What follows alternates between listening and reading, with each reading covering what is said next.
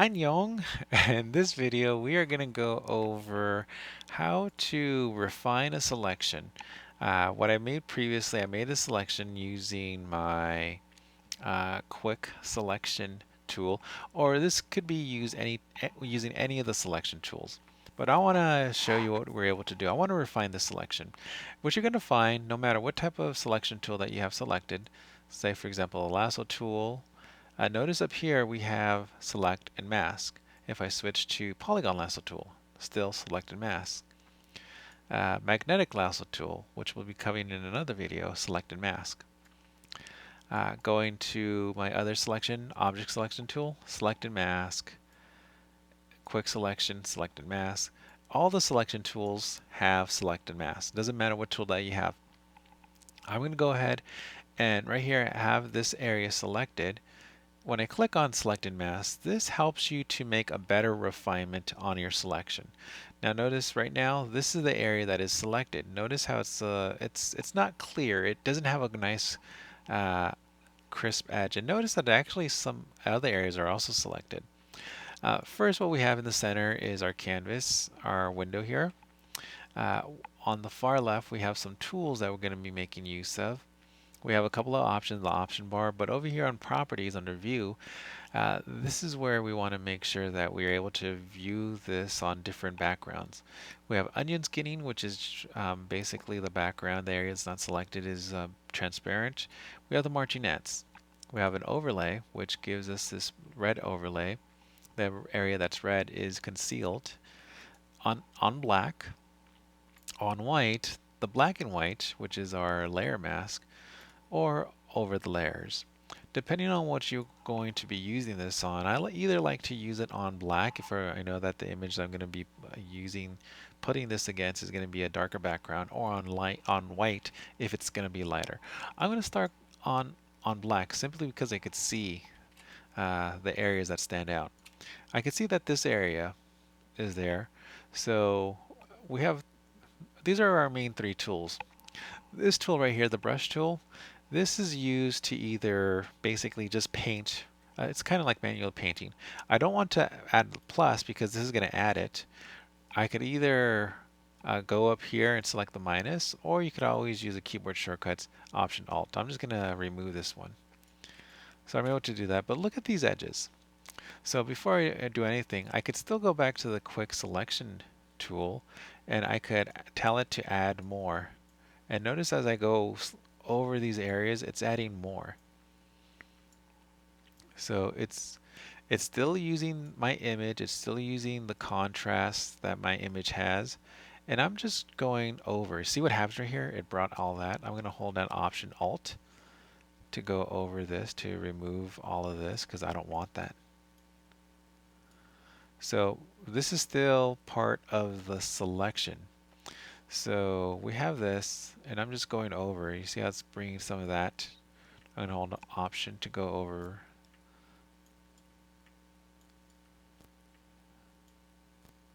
And you could always make a smaller brush. I'm going to zoom in.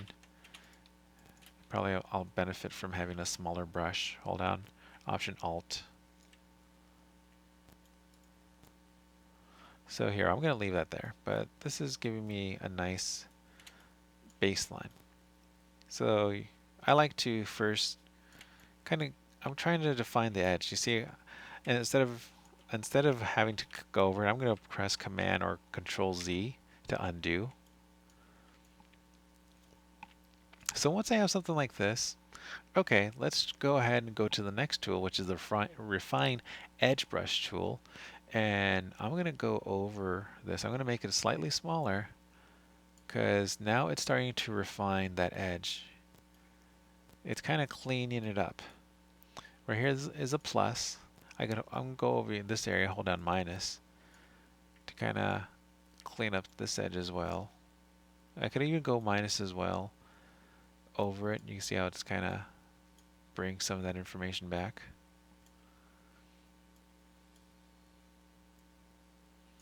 So I definitely, that looks nice right there. And go over this area. So remember that we are trying to work on our selection.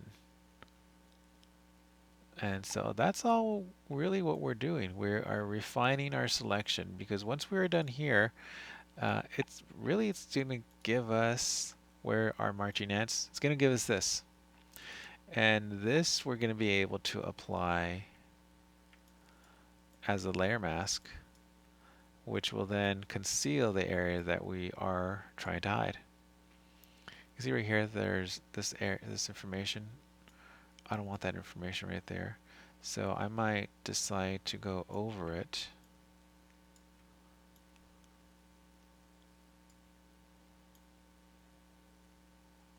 Because it's really soft.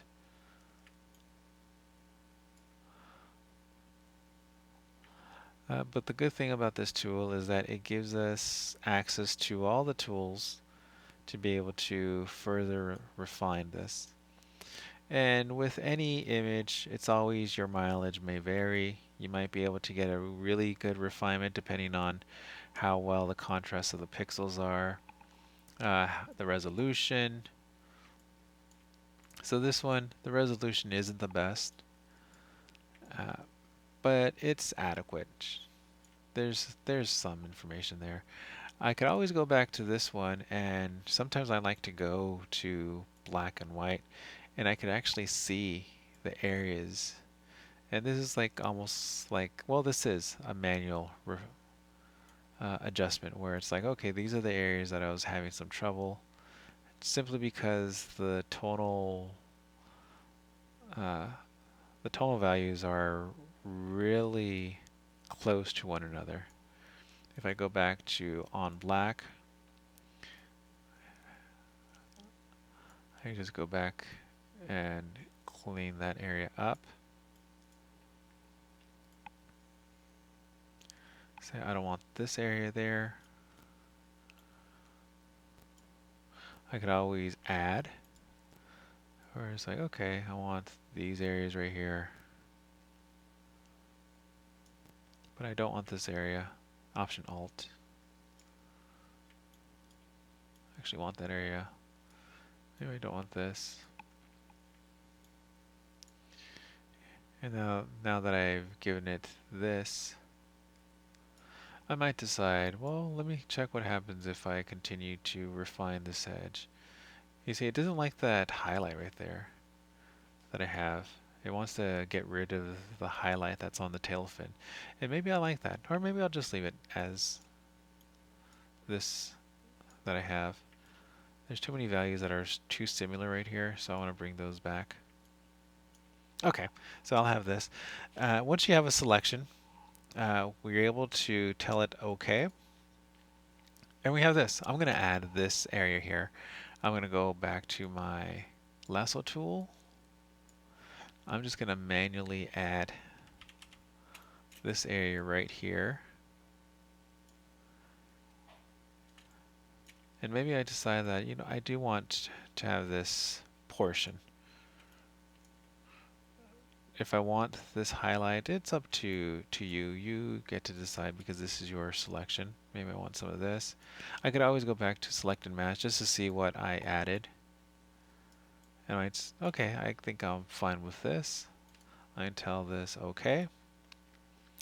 And since we have the selection, what we're able to do is make sure that you have your layer selected. I just noticed a couple that are here. I'm going to hold down Option to deselect these.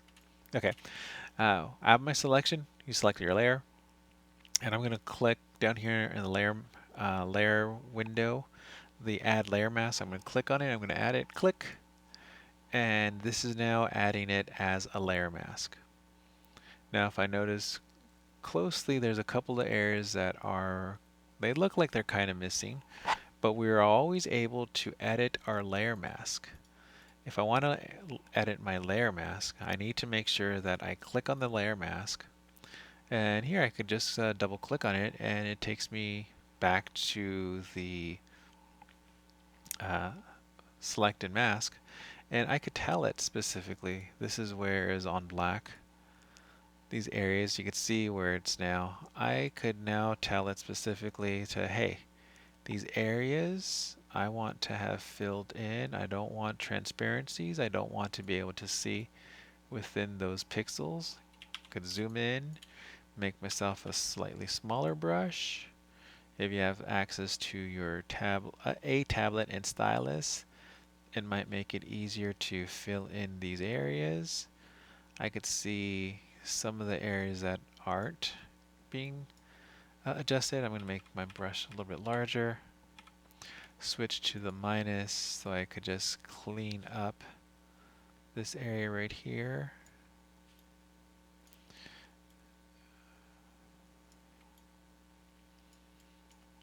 I don't want this. I tell it OK. I can see down here that it's missing. I'm going to double click on it. I want to make sure that I'm still back on plus.